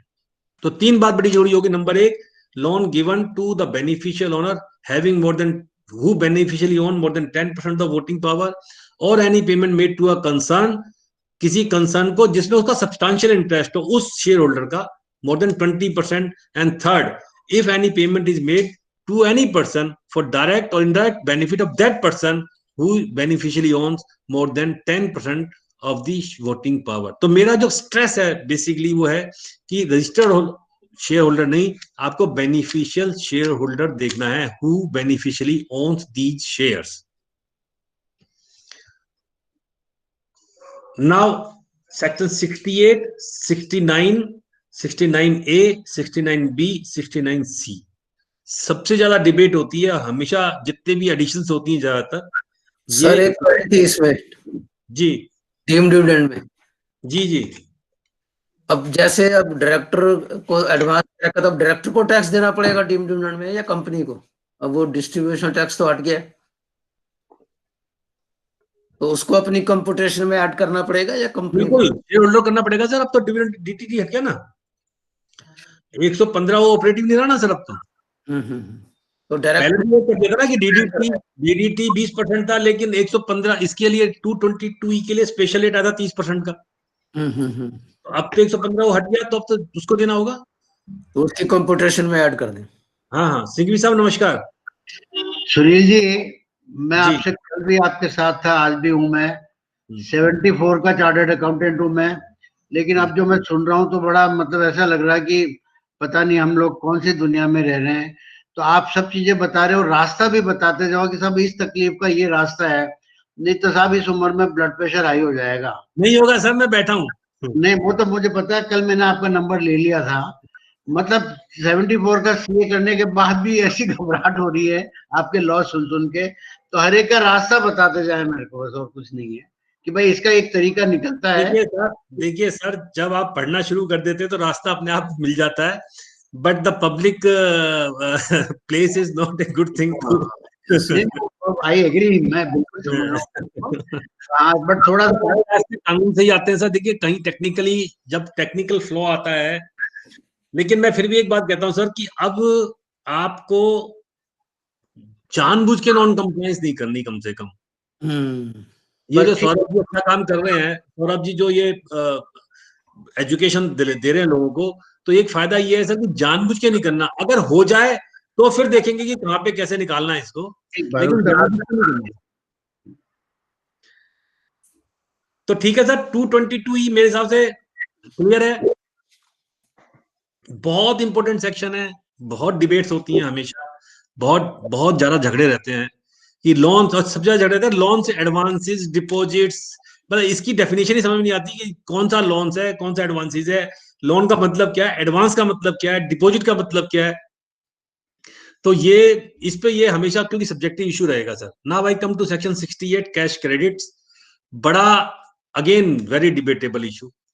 क्यों? सेक्शन 68 में 3 इंपॉर्टेंट एस्पेक्ट्स हैं। You everybody knows what is cash credit, कि आपने लोन लिया मान लीजिए, और ये वही एंट्री वाला झगड़ा है जहां आपने एंट्री ली, और आपको 3 एस्पेक्ट देखने हैं सर इसमें बड़े जरूरी। और इसमें बड़ा चेंज आया था जब डीमोनेटाइजेशन हुआ था। जब डीमोनेटाइजेशन हुआ सिंघवी साहब, तो हंसमुख आडिया जी थे हमारे फाइनेंस सेक्रेटरी। तो हंसमुख आडिया जी ने एक बयान दिया कि साहब जो लोग पैसा जमा करवाएंगे डीमोनेटाइजेशन में, हम उसको 300% का टैक्स लगाएंगे, पेनल्टी लगाएंगे। तो मैं एक टीवी चैनल पे गया हुआ था, मेरे से पूछा एंकर ने कि साहब ये हंसमुख आडिया जी ने बयान दिया है कि 300% का टैक्स लगाएंगे। मैंने कहा जी कैसे लगाएंगे? मैंने कहा आपको अगर गोली चलानी है तो बंदूक तो चाहिए ना आपके पास में, लेकिन कोई प्रोविजन ही नहीं है। There is no provision. 270(11)(c) finance act 2016 में खत्म हो गया था। उसकी जगह आ गया था 270A, अंडर रिपोर्टिंग और मिस रिपोर्टिंग। ठीक है। और 68 क्या कहता था? फाइनेंस एक्ट 2016 से पहले अमेंडमेंट जब आई थी, दिसंबर में आई थी सर, ये डीमोनेटाइजेशन के बाद में, कि अगर आपका कोई अनडिस्क्लोज्ड इनकम है तो और आप उसको जमा करवा देते हैं, ठीक है जी, और डिक्लेयर कर देते हैं, तो 30% टैक्स दे दीजिए। तो मैंने कहा साहब ये तो ऑटोमेटिक रूट है ना डिस्क्लोज करने का, आप 2 करोड़ रुपए जमा करवा दीजिए बैंक में कैश। बोले कहां से मिले? मेरी बीवी के थैले में मिले थे जी, मैंने जमा करवा दिया, 30% टैक्स दे लो। तो इसमें पेनल्टी कहां लग सकती है? लगी नहीं सकती, 271(c) तो है नहीं, और अंडर रिपोर्टिंग हुई नहीं। तो सरकार 15 दिसंबर 2016 को इसको चेंज कर दिया 68 को, और 68 को चेंज नहीं किया, 115 बीबी को चेंज किया। 115 बीबी में 30% जो टैक्स था सर, उसमें कह दिया कि साहब अगर आप डिस्क्लोज अनडिस्क्लोज है और आप डिस्क्लोज नहीं, आप उसका सोर्स नहीं बता पाए, तो आपको टैक्स लगेगा 60%, 115 बीबीई। और ये रेट्रोस्पेक्टिव अमेंडमेंट आई थी, 1 अप्रैल 2016 से लागू हुई थी ये रेट्रोस्पेक्टिव। और सर 60% टैक्स है उस पर। राज चावला जी हमारे साथ जुड़ चुके हैं। Welcome Shri doctor Raj Chawla ji. Welcome sir. NIRC institute of chartered accountants of India. Welcome sir. Thank you sir. Thank you sir. तो सर 75% प्लस 4% सेस 78% और 6% पेनल्टी, 83% टैक्स लगता है सर। 83% ये चेंज किया था 15 दिसंबर 2016 को टैक्सेशन अमेंडमेंट बिल लाकर, क्योंकि सरकार को लगा कि हमसे मिसफायर ना हो जाए, तो इसलिए वो चेंज कर दिया था सर। तो 68 में 3 बातें आपको बतानी है सर। देखिए 68 क्या है? Cash credit. अगर आपकी बुक्स में कोई आपको क्रेडिट है जिसका सोर्स आप नहीं बता पाए, लेकिन खाली सोर्स बताने से काम नहीं चलेगा। आपको 3 बातें ध्यान रखनी। Number 1, you should have to prove the identity of the creditor, कि who is the creditor. Then creditworthiness, कि भाई उसके पास औकात भी है पैसे देने की इतने। और तीसरा जेन्युइननेस ऑफ द ट्रांजेक्शन। यहां पे हमेशा झगड़ा रहता है जेन्युइननेस ऑफ द ट्रांजेक्शन पे, कि विच ट्रांजेक्शन इज जेन्युइन और विच is not A genuine transaction. लेकिन जब भी आप अनसिक्योर्ड लोन लें सर, तो उसके लिए आपको पूरा रिकॉर्ड तभी ले लेना चाहिए अगर आपकी बुक्स में आ रहा है 68 में, आप उसकी पैन नंबर, उसकी बैंक स्टेटमेंट, उसका सोर्स भी आपको पता होना चाहिए। और 68 में एक प्रोविजन आ गया सर उसके बाद में, फाइनेंस एक्ट 2012 में एक डिसीजन आया था सिंघवी साहब, लवली एक्सपोर्ट का। जो कंपनियां वन टाइम एंट्री लेती थी, शेयर कैपिटल में लिया करती थी सर, शेयर कैपिटल लिया करती थी ना जी। शेयर कैपिटल में लवली एक्सपोर्ट में सुप्रीम कोर्ट ऑफ इंडिया ने कहा कि साहब देखिए, अगर मान लो शेयर होल्डर का हमने आइडेंटिटी दे दी, हमने बैंक स्टेटमेंट दे दी, तो आप उस शेयर होल्डर को पकड़ लो, आप शेयर होल्डर को पकड़ो ना, हमें क्यों तंग कर रहे हो कंपनी को। तो सेक्शन 68 में चेंज कर दिया सर कि इन case of the closely held company, आपको सोर्स का सोर्स भी बताना पड़ेगा। आप खाली शेयर होल्डर की आइडेंटिटी देके आप नहीं बच सकते। और एनआरए इस्पात ने जो अभी लेटेस्ट डिसीजन आया सुप्रीम कोर्ट का, इसने बात को रिकन्फर्म कर दिया कि खाली सोर्स का खाली आपको आइडेंटिटी केवाईसी देने से या उसकी बैंक स्टेटमेंट देना is not sufficient. You have to prove the creditworthiness not only of that source, source of the source in case of close hand company. Otherwise आपको जहां से पैसा आया है वो आपको बताना पड़ेगा 68 में। अगर नहीं बता पाए, again it will be deemed to be the income, और टैक्स का रेट होगा 78% और पेनल्टी होगी 6%, 83% आपको देना पड़ेगा sir. 69A 69 is unexplained investment. अगर आपके पास में कोई इन्वेस्टमेंट है जिसका आप सोर्स नहीं बता पाते हैं, ठीक है ना। अब मान लो आपकी बैंक स्टेटमेंट में पैसा है, आप नहीं बता पाए, आप बुक्स ऑफ अकाउंट मेंटेन करते नहीं है, कैश क्रेडिट तो उनके लिए जिनको बुक्स ऑफ अकाउंट्स है। आपके बैंक में जमा हो गया पैसा, 68 69 में एडिशन हो जाएगी आपकी, जो डिमोनेटाइजेशन में हो रही है, दबा के एडिशन की है इन्होंने। 69A unexplained money, jewellery, bullion. Survey में या सर्च में जब आपको, आप घर पे आए, आपको आपके यहाँ पैसा मिल गया, कैश मिल गया, या आपने केस सुने होंगे, आप गाड़ी से जा रहे हैं, पुलिस ने रोक लिया, 2 करोड़ रुपए कैश मिल गया गाड़ी में, 69A में आपको एडिशन कर देंगे if you can not explain the source of that income. Unexplained expenditure, पहले बहुत होता था, शादियों में वो फिल्म बन जाया करती थी, अब शादियों में तो नहीं बनती, पर अगर आपने कोई ऐसा बड़ा खर्चा किया है और आप उसको एक्सप्लेन नहीं कर पाए, तो अगेन सेक्शन 69C में एडिशन होता है। और ये चार्जिंग सेक्शन है, 68, 69, 69A, B, they are charging section. और इसका टैक्सेशन कहां दिया हुआ है? 115 BBE, इसका टैक्सेशन होता है 115 BBE में। ये स्पेशल प्रोविजन है, special deeming provision for taxing the undisclosed investment, और जिसका सोर्स आप नहीं बता पाते हैं, if you can not explain the source में भाई पैसा कहां से आया, तब आपको इसमें टैक्स लगता है सर। 45, 2, 3, 4, 5 एक्सप्लेन कर दिया सर। 50C में भी मुझे लगता नहीं है, 50C मैंने बताया था आपको कि हाँ, इसमें एक प्रोविजन दिया था कि अगर आपने एग्रीमेंट पहले कर रखा है, एग्रीमेंट, और आपका एग्रीमेंट में कुछ भी पैसा आपको बाई चेक आपने ट्रांजेक्शन कर लिया है, तो आपको वही सर्कल भी लगता है जिस डेट का आपका एग्रीमेंट हुआ है। फिर आपको उस डेट, क्योंकि जनरली जब फ्लैट्स की सेल होती है 3-3, 4-4 साल हो जाते हैं, आपका एग्रीमेंट हुआ 2015-16 में, फ्लैट मिला आपको 2021 में, तो 2021 का आपको फ्लैट का सर्कल रेट नहीं लगेगा। जब आपका एग्रीमेंट हो गया, आपने ट्रांजेक्शन कर दिया बाई चेक, तो आपको 50C से। और 50C में एक और बात है, मैंने पिछली बार बताई थी, और ये बड़ा काम आ रहा है, बड़ा काम आ रहा है, बड़े काम की बात बताता हूं मैं आपको। देखिए, एक प्रोविजन है 50C2 में, आपने मान लो, आप कहते हैं मैंने तो खरीदा 70 लाख रुपए का है, मैं नहीं मानता आपकी बात, you can give in writing to the assessing officer, and assessing officer की डिस्कशन नहीं है, फिर duty bound to refer the case to the valuation officer. Valuation officer के पास में रेफर करेगा, और जो वैल्यूअर उसकी वैल्यूएशन करेगा, उसके बेस पे आपकी एडिशन हो सकती है, अदरवाइज एडिशन नहीं होती। गलती यही करते हैं असेसिंग ऑफिसर, वो वैल्यूएशन ऑफिसर से वैल्यू करवाते ही नहीं है उसको।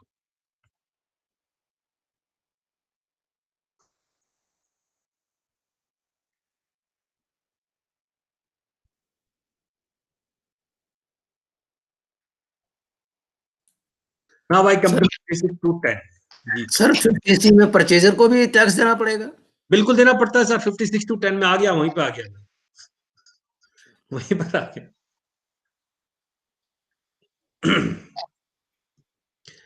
मैंने बताया था सर, जब गिफ्ट टैक्स खत्म किया था 1998 में, जब 2004 में लेके आए थे, तो 2004 में जब दोबारा इंट्रोड्यूस किया था, तो 25,000 रुपए की लिमिट थी।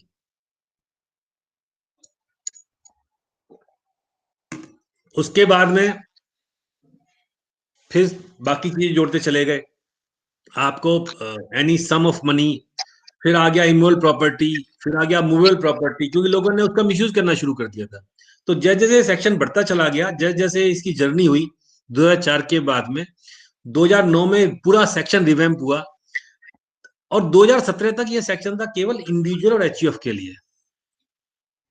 लेकिन अब इसमें सब आते हैं, every person, if you have received any sum without consideration or without adequate consideration, या तो आपने कोई सम आपको मिल गया, विदाउट कंसिडरेशन मिल गया, या विदाउट एडिक्वेट कंसिडरेशन मिल गया, तो that will be covered. 3 limb है सर इसके। एक, any sum of money without consideration, आपको कोई भी सम ऑफ मनी मिल गया विदाउट कंसिडरेशन, लेकिन 50,000 इन एग्रीगेट।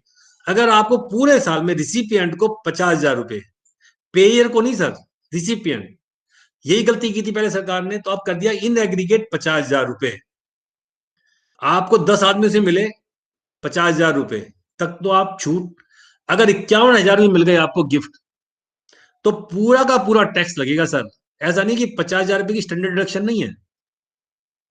तो पहला लिंब इसका जो है sir, any sum of money received without consideration in aggregate more than 50,000, ठीक है सर, आपको टैक्स देना होगा।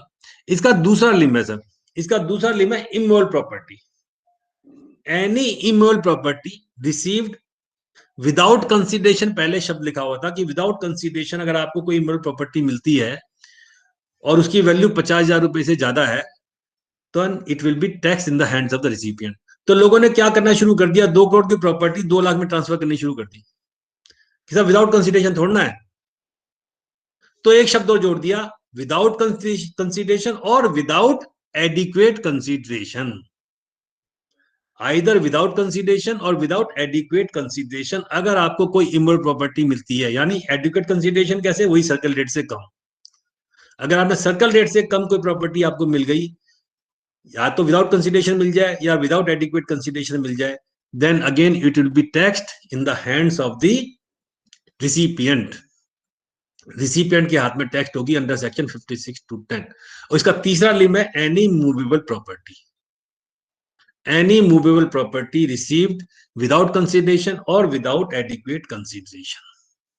विदाउट कंसिडरेशन और विदाउट एडिक्वेट कंसिडरेशन अगर आपको मिलती है और aggregate value of which is more than 50,000, then again it will be taxed in your hand.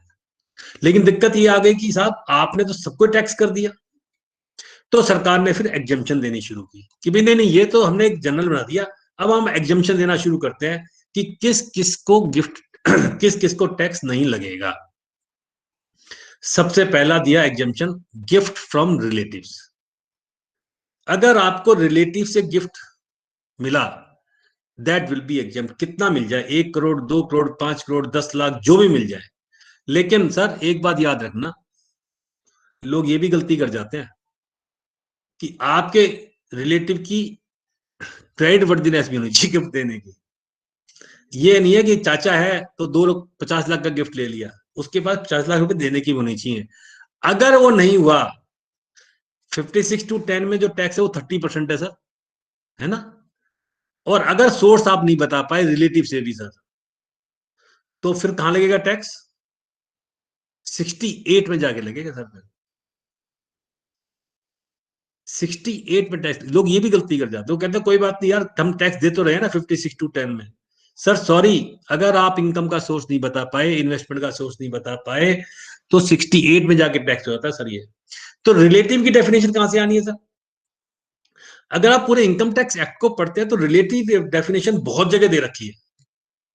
13(3) हमने कल पढ़ा था, उसमें भी रिलेटिव डेफिनेशन है, सेक्शन 2 में भी रिलेटिव डेफिनेशन है, और 56(2)(10) में भी रिलेटिव की डेफिनेशन है।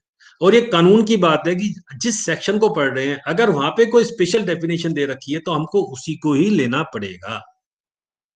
तो इसमें बड़ी वाइड डेफिनेशन है, बड़ी वाइड डेफिनेशन है। हस्बैंड, वाइफ, स्पाउस, और उसके बाद लीजियंट डिसेंडेंट, असेंडेंट, ब्रदर, सिस्टर्स, सारे हैं, मदर के ब्रदर सिस्टर सारे आते हैं उसमें। लेकिन जो ब्लड रिलेशन में टोटल 55 के करीब रिलेटिव्स हैं जो कवर है। Second exemption is marriage. On the occasion of marriage अगर आपको कोई गिफ्ट मिलता है, that will again be exempt, that again will be exempt. Marriage पे आपको किसी से भी मिल जाए, आपके पड़ोसी से मिल जाए, आपके दोस्त से मिल जाए, आपके दूर के रिश्तेदार, क्योंकि रिलेटिव से तो हमेशा एग्जेम्प्ट है। लेकिन अब एक सवाल उठा, मान लीजिए आपके एम्प्लॉयर ने, मैं सिंघवी साहब के यहाँ काम करता हूं, मेरी शादी हो रही है, सिंघवी साहब ने कहा सुनील जी बहुत बढ़िया, आप मेरे यहाँ बड़े अच्छा काम करते हो, पकड़ो 20 लाख की कार गिफ्ट में। मैं इनका एम्प्लॉय हूं, तो क्या होगा, तो क्या होगा? क्या 56(2)(10) में जाएगा या सैलरी में टैक्सेबल हो जाएगा? मेरी शादी पे मेरे एम्प्लॉयर ने मुझे दे दिया गिफ्ट,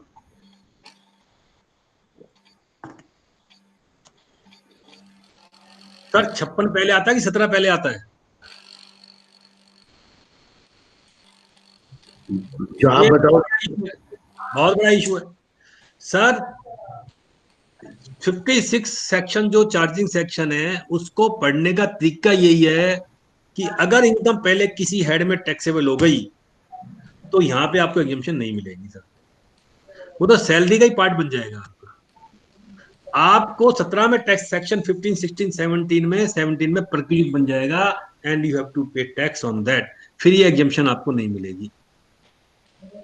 जो एम्प्लॉयर गिफ्ट दे देते हैं शादी में, that will be taxable as a perquisite in the hands of the employee. Third exemption दिया, if anything is received in the contemplation of death. कोई आदमी की डेथ बेड पे पड़ा हुआ है, उसने आपको गिफ्ट दे दिया, लोगों ने कहा बहुत अच्छी बात है, बोले बंदूक रखो और उससे गिफ्ट ले लो। नहीं सर, कंटेम्पलेशन ऑफ डेथ में आपको you have to prove the genuineness of the transaction. Doctor का सर्टिफिकेट होना चाहिए, विटनेस होने चाहिए, ऐसे नहीं है कि कोई भी मर रहा था वो आपको गिफ्ट दे जाएगा। Situation should be there. Any gift received from the local authority, local authority से आपको कोई भी अवार्ड मिलता है, कोई गिफ्ट मिलता है, दैट इज एग्जाम्प्ट।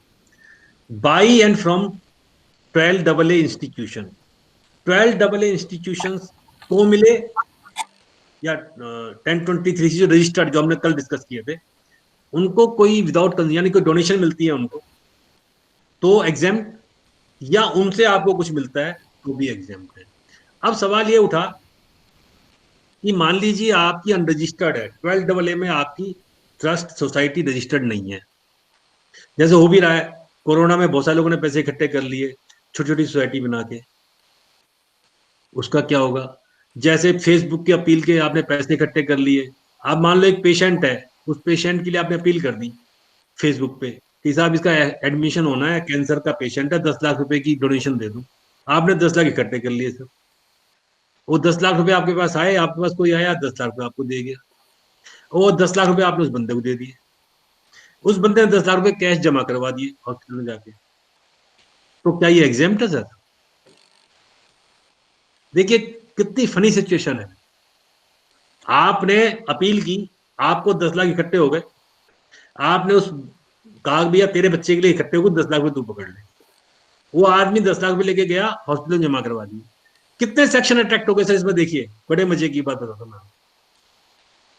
जब आपने पैसे इकट्ठे किए, you are not registered section 12AA, आप रजिस्टर्ड नहीं है सर, आपकी टैक्सेबल इनकम हो जाएगी 56 टू 10। इसलिए जितनी भी अनरजिस्टर्ड संस्थाएं हैं जो 12A में रजिस्टर्ड नहीं है सर, अगर 50,000 से ज्यादा डोनेशन आ गई उनको, दैट इज 100% टैक्स। अब देखिए जो वो आदमी को दिया आपने 10 लाख रुपए कैश, ठीक है सर, तो 216 ST क्या कहता है? No person will receive anything more than 2 lakh rupees in cash. और जब उसने हॉस्पिटल जमा करवाए 10 लाख रुपए सर, उसको भी 269 ST लग गया। तो 10 लाख के बदले सरकार आपसे 20 लाख रुपए ले जाएगी।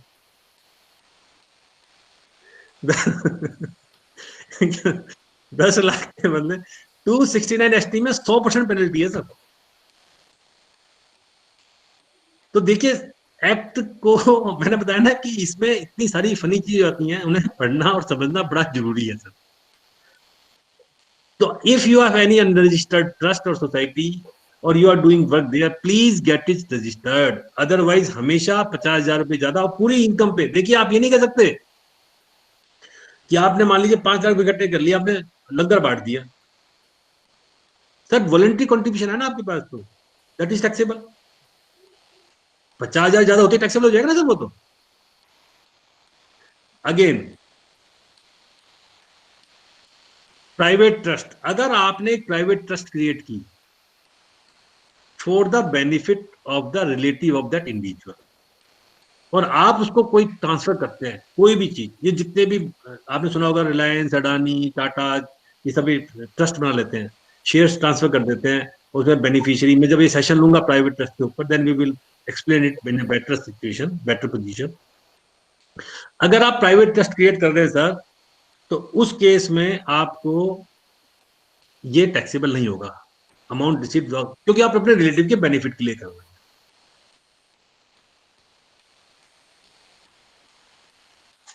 हैं। एंड ये इस फाइनेंस एक्ट 2020 में आया है कि अगर आपने शेयर्स परचेज किए ऐसी कंपनी के जो आईबीसी में, जैसे आईबीसी में जो कंपनियां हैं उसमें एनसीएलटी के थ्रू जो आपको आ रही हैं कंपनियां, अगर वहां पे आपने more less than the fair market value आपने परचेज किया, of course less than fair market value purchase करेंगे, जो भी वहां पे आता है, then this section will not be applicable. तो ये एग्जम्पशन दिया, रिलेटिव से दिया, मैरिज के टाइम दिया, और मैरिज में पर एक ध्यान रखना, मैरिज जिसकी हो रही है उसी को गिफ्ट मिलना चाहिए।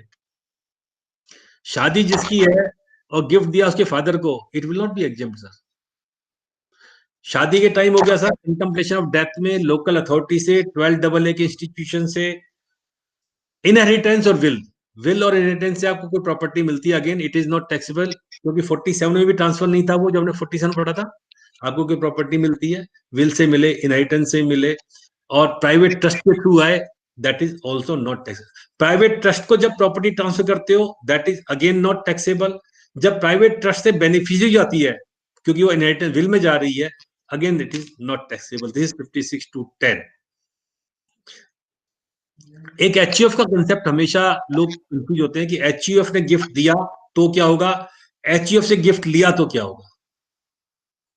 एचयूएफ को गिफ्ट दिया तो क्या होगा गुप्ता जी, और एचयूएफ से गिफ्ट लिया तो क्या होगा सर। अगर आप एचयूएफ के मेंबर हैं, आपने एचयूएफ को गिफ्ट दे दिया, तो गिफ्ट तो एग्जेम्प्ट है, लेकिन क्लबिंग प्रोविजंस आपके लग जाएंगे, clubbing provisions will be applicable. और अगर एचयूएफ से गिफ्ट लिया तो क्या होगा। देखिए सर, 1976 के बाद में हमारे यहाँ पर, आप तो सिंघवी साहब पुराने चार्टर्ड अकाउंटेंट है, पहले तो पार्टीशन अलाउड था, पार्शियल पार्टीशन था। 1976 के बाद पार्टीशन जो है, partial partition is not allowed. लेकिन अगर एचयूएफ अपने मेंबर्स को गिफ्ट देता है for marriage, for education, that is allowed, उसमें कोई प्रॉब्लम नहीं है। लेकिन अगर वो पार्टीशन में चला गया, then again it can create a problem. अब अगला इश्यू आता है सर इसमें, जो बहुत ज्यादा प्रॉब्लम देता है। अगर मान लो आपको कंपनी ने राइट इश्यू दिया, प्राइवेट लिमिटेड कंपनी में आप पैसे की जरूरत है, आपको 4 शेयर होल्डर है सर, 56(2)(10) के देखो कितने बड़े टेंटाकल्स हैं, कहां कहां जाके हिट करता है ये। अभी मैंने 269 ST का एग्जांपल दिया आपको सर। अब आपको दूसरा एग्जांपल देता हूं। आप सिंघवी साहब, सुनील जी और SL गुप्ता जी एक कंपनी में, और मैं 4 शेयर होल्डर है सर हम, ठीक है। अब जब शेयर होल्डर हम बन गए, हमको एक प्रोजेक्ट लाना 2 करोड़ रुपए का। अब हमने कहा था 50-50 लाख रुपए लाओ, हम राइट इश्यू देंगे। मैंने कहा साहब मेरे पास 50 लाख रुपए नहीं है जी, मैं तो राइट अनाउंस कर रहा हूं अपना। तो सिंघवी साहब ने कहा कोई बात नहीं, मैं 1 करोड़ रुपए देता हूं। अब आप देखिए, अगर मैंने 10 रुपए का शेयर है, मेरी fair market value for example 100 रुपए है उसकी, और मैं राइट इश्यू ला रहा हूं 50 रुपए में, मैं ला सकता हूं राइट इश्यू तो 50 रुपए में।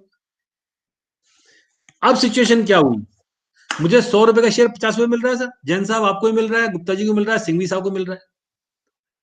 तो एक सुधीर मेनन का केस है, उसमें कहा साहब अगर आप प्रोराटा मिल रहे हैं, मतलब 4 बराबर पैसे ला रहे हैं, फिर तो बात ही खत्म होगी, फिर तो गिफ्ट वाली बात ही नहीं है। लेकिन अगर प्रोराटा नहीं है तो ये टैक्सेबल होगी।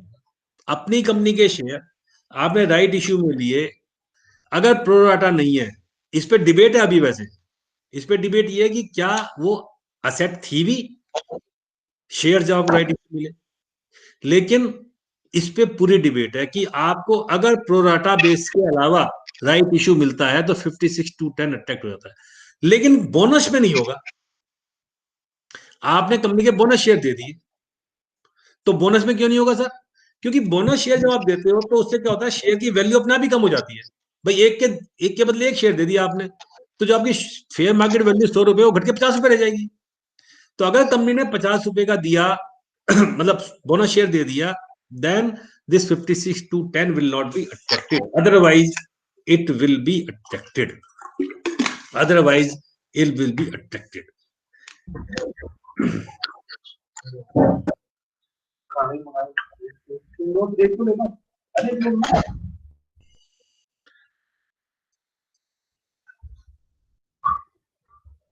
एक और बड़ा इंटरेस्टिंग इश्यू बताता हूं सर इसमें। आपको पता है agriculture land rural agriculture land is not A capital asset, नहीं है सर। अगर आपको रूरल एग्रीकल्चर लैंड गिफ्ट में आ गई तो क्या होगा सर, सोच के बताओ। ये लूप होल है। आपने क्या किया, 10-20 एकड़ जमीन आपने खरीदी और आपने किसी से खरीदवाई और आपने कहा आपको गिफ्ट दे दी, तो क्या रिसिपिएंट के हाथ में टैक्सेबल होगी है?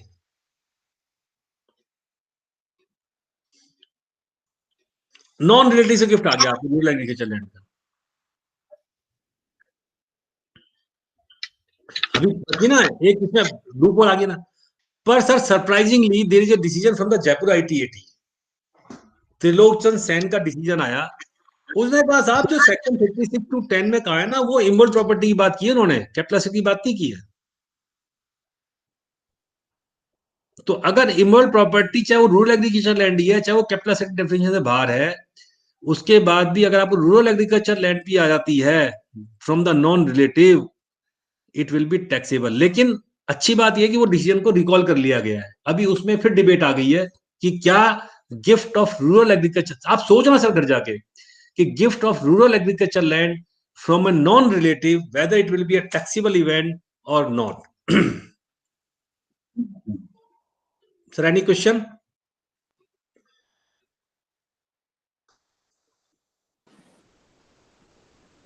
Sir Now I come to लेने second. वाला अगर फार्मर होगा, सर ये 10 मिनट में इसको खत्म कर लेते हैं। 56(2)(10) में मैं जो बता रहा था, 7B में जो स्टार्टअप को बेनिफिट दिया है वो कहां दिया, उसके बाद में I will conclude and then we can have the question answer. ठीक है सर।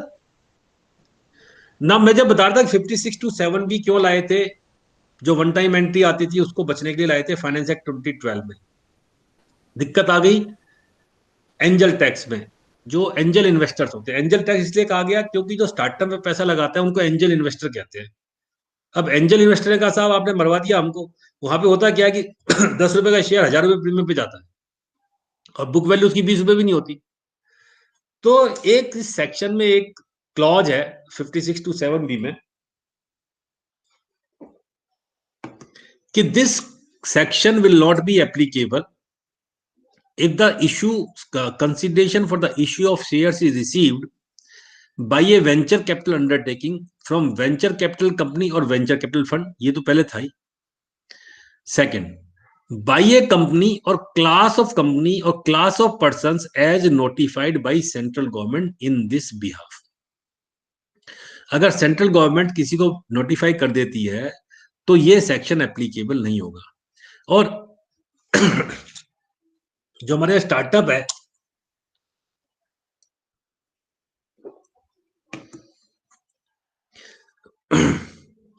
डीपीआईआईटी, मैं पहले क्वेश्चन लेता हूं सर गले में।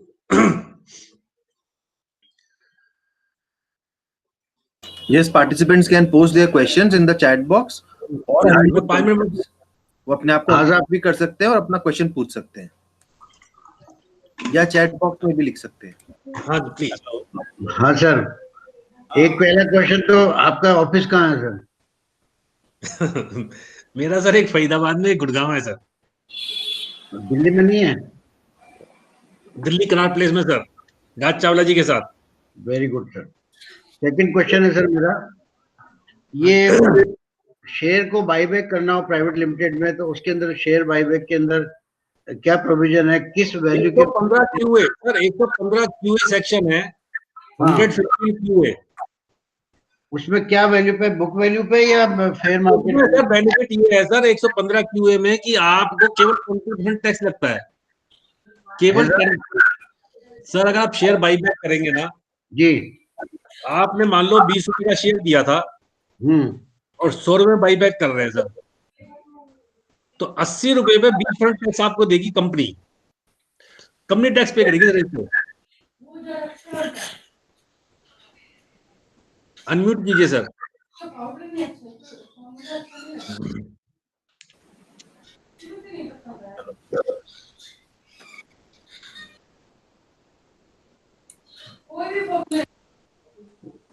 हाँ जी सिंघवी साहब। नहीं, मैं कह रहा था साहब, फेयर मार्केट वैल्यू लेनी पड़ेगी क्या कंपनी की, या मैं जिस रेट पे इशू किया उसी रेट पे बायबैक कर सकता हूँ? नहीं सर, आप समझे नहीं मेरी बात।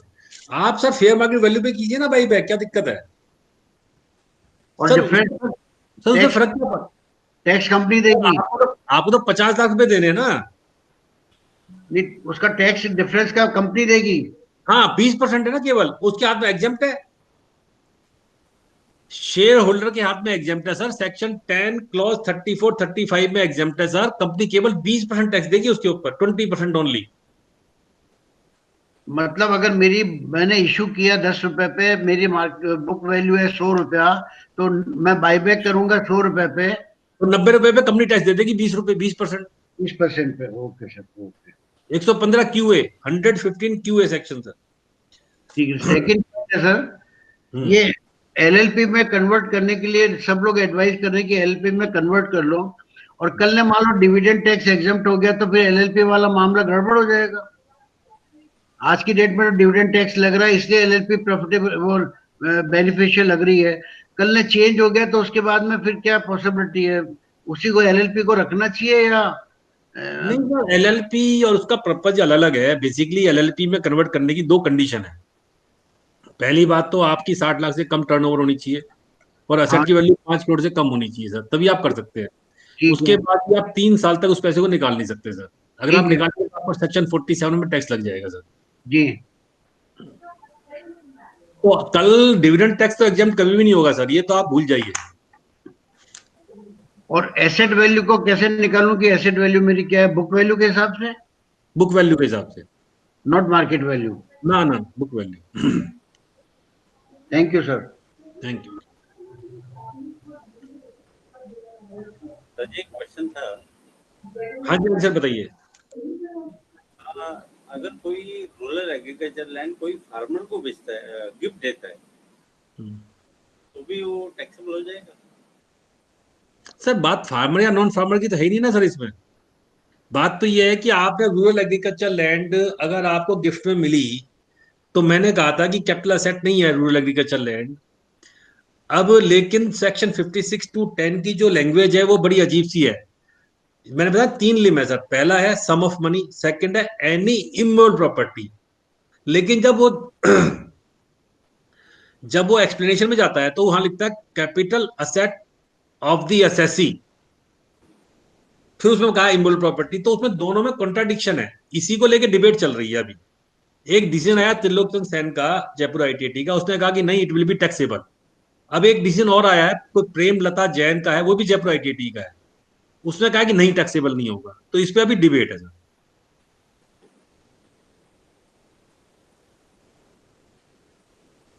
Any other question? तो let me complete it sir. जो मैं बता रहा था कि एंजल टैक्स वाला, तो डीपीआईआईटी है, department of industries and internal trade, ministry of commerce के अंडर। उन लोगों ने 5 सर्कुलर दिए सर, 5 नोटिफिकेशन स्टार्टिंग फ्रॉम 2016। और इसमें मैंने भी बड़ा बहस की, बड़ी मिनिस्ट्री में जा जाके रिप्रेजेंटेशन दिए कि साहब क्या कर रहे हो, मर जाएंगे लोग। तो लास्ट जो नोटिफिकेशन आया सर, वो आया था 127E डेटेड 19 फरवरी 2019। उसमें क्या कहा इन्होंने, ध्यान से सुनने वाली बात है। 56(2)(7) जो भी स्टार्टअप का काम करते हैं, जो भी प्राइवेट लिमिटेड कंपनी है, एक तो स्टार्टअप रजिस्टर करवा लो अगर हो सकती है तो। उसमें कह दिया है 56(2)(7) में कि अगर आप 127E की जो मैं बात कर रहा हूं, पहली बात तो आप स्टार्टअप अब 10 साल तक रहते हैं एलिजिबल स्टार्टअप। आपकी अगर टर्नओवर 100 करोड़ से कम है और इन्वेस्टमेंट 25 करोड़ से कम है। दूसरा, तो आपको ये सेक्शन, और आपने रजिस्ट्रेशन करवा रखा है डीपीआईआईटी के पास में, तो आपको एंजल टैक्स वाला 56(2)(7) भी नहीं लगेगा। एक तो वो हटा दिया। फॉर एग्जाम्पल, अगर मान लीजिए आपका स्टार्टअप है और आपने 100 करोड़ रुपए इकट्ठा कर लिया, ठीक है। अब 100 करोड़ में से 50 करोड़ तो आप वेंचर कैपिटल से लिया है, और 25 करोड़ आप किसी एक स्पेसिफाइड एक, इसके अलावा और कहा कि एक तो वेंचर कैपिटल से एग्जम्पशन दे दिया आपको। दूसरा, अगर कोई लिस्टेड कंपनी से पैसा आप ले रहे हैं, जिस लिस्टेड कंपनी की नेटवर्थ 100 करोड़ रुपए से ज्यादा हो और टर्नओवर 250 करोड़ से ज्यादा हो, उसको भी एग्जम्पशन दे दिया। और तीसरा, ब्लेंडेड एग्जम्पशन 25 करोड़ का दे दिया। कि 25 करोड़ तक का विद शेयर बीमा आप इशू कर रहे हैं तो 5627 भी आपको नहीं लगेगा। लेकिन एक बात कह दी उन्होंने, और ये ITR 6 में भी आ गया परमिंदर, अगर आप जब ITR 6 भरते हो तब यू हैव टू डिक्लेयर कि मैं प्रोहिबिटेड एसेट में पैसा नहीं लगाऊंगा। आप ये नहीं कर सकते कि साहब आपने पैसा लिया एंजल इन्वेस्टर से और गाड़ी बंगला खरीद लिया, शेयर में पैसा लगा दिया, दूसरी जगह इन्वेस्टमेंट कर दी, तो there is a list of prohibited asset. और एक फॉर्म 2 है, फॉर्म 2 आपको DPIIT में फाइल करना होता है। तो 25 करोड़ तक का इश्यू आप ला सकते हैं। इन एडिशन टू 25 करोड़ आप वेंचर कैपिटल से पैसा ले सकते हैं और स्पेसिफाइड कंपनी से ले सकते हैं, तो आपको 5627 भी अब नहीं लगेगा। This is the latest change in the angel taxation. Now it's 7:56. We can take 1 or 2 or 3 questions.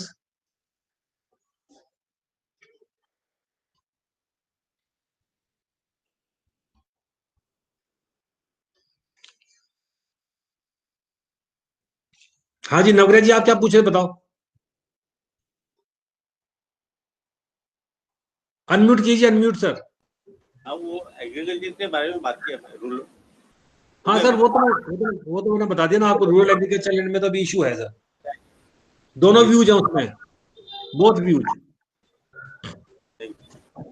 ये सब जो एसेट कैपिटल गेन टैक्स के लिए बात कर रहा हूँ मैं। एसेट खरीदी हुई है 85 की एग्रीकल्चर लैंड, और अब बोल रहे हैं सर्कल रेट 2001 की जो वैल्यू है उस पर लिए जाएगी, और वो सर्कल रेट मान लीजिए बहुत कम है, तो उसका क्या तरीका दूसरा हो सकता है उसको समझाने के लिए कि वो तो कहेगा मैं तो सर्कल रेट पे लूंगा। अब बाद में मान लो आप आज गिरती है तो उसका capital gain tax circle rate से निकालेंगे तो बहुत ज्यादा फर्क पड़ेगा, अनलेस उसकी अगर मार्केट वैल्यू रीवैल्यूएशन। सर वो खत्म कर दिया ना फेयर मार्केट वैल्यू और सर्कल रेट, तो आपको सर्कल रेट लेना पड़ेगा ना सर अब तो। उसका तो वैसे डिफरेंस बहुत ज्यादा है। अगर इन दिनों की जो परचेज की है वहां पे वैल्यू अगर सर्कल रेट से ज्यादा है तो उसका कोई जस्टिफिकेशन बन सकता है क्या? नहीं सर, नहीं बन।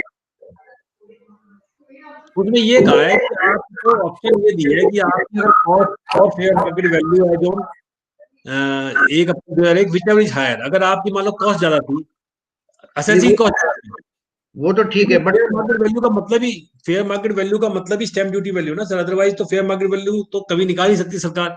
कोई रजिस्ट्री 1 करोड़ में होती है, कोई 2 करोड़ में होती है, कोई 5 करोड़ में होती है, कोई 50 लाख में जाती है, तो कौन सी निकालेगी फिर? नहीं, मेरे को परचेज तो 95 की है ना, इसलिए परचेज की वैल्यू तो ज्यादा बढ़ने का मतलब ही नहीं है वो। हाँ, तो 1 अप्रैल 2001 में आप फेयर मार्केट वैल्यू ले सकते हैं। अच्छा, और ये बाई LLP कन्वर्ट करने के पहले करना चाहिए या बाद में करना चाहिए शेयर बायबैक? सर उसको मैं ऐसे नहीं बता सकता, पहले I have to see the facts actually, कोई बेनिफिट भी हो रहा है कि नहीं हो रहा है, तो मैं फैक्ट्स देख के बता पाऊंगा सर। वो ऐसे बताना ठीक नहीं है ना, वो उसके और बहुत सारे साइड इफेक्ट्स बहुत है ना सर। ठीक बात है, साइड इफेक्ट्स बहुत है ना।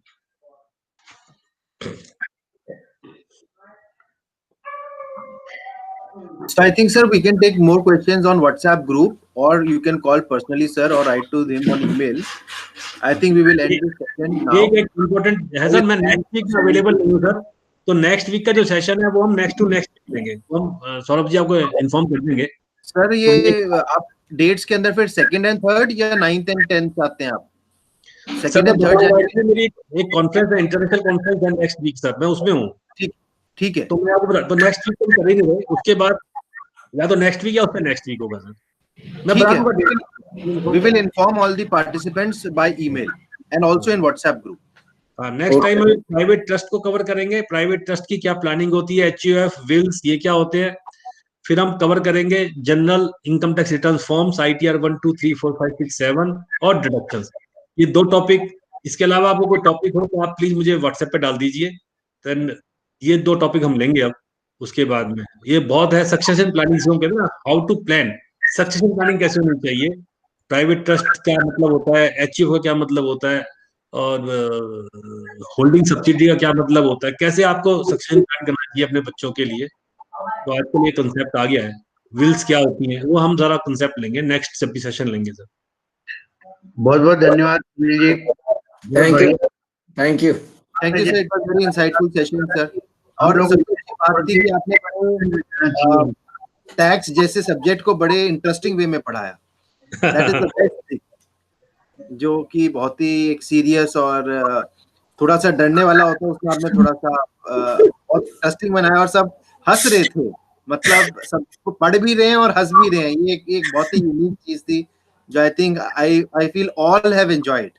मैं तो बोला था मेरे को बिजनेस जाने के बजाय मैं टैक्स कंसल्टेंट बन जाता तो ठीक रहता। सर हमें भी कुछ करने दो ना, आप सारे काम आप ही करेंगे। आपने तो बिल्कुल हमको तो डरा ही दिया बिल्कुल। डॉक्टर का काम डराना नहीं होता, डॉक्टर